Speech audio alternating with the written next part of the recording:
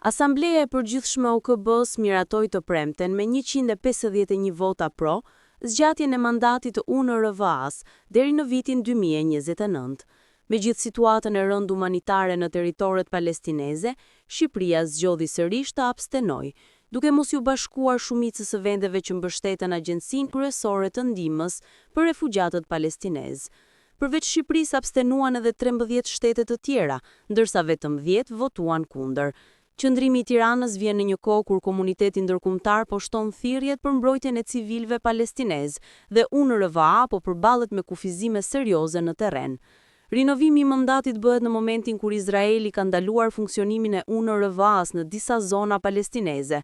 Në tetor 2024, Parlamenti izraelian miratoi ligje që ndalojnë aktivitetin e agjencisë në Izrael, përfshirë Kutsin lindor dhe territoret e pushtuara.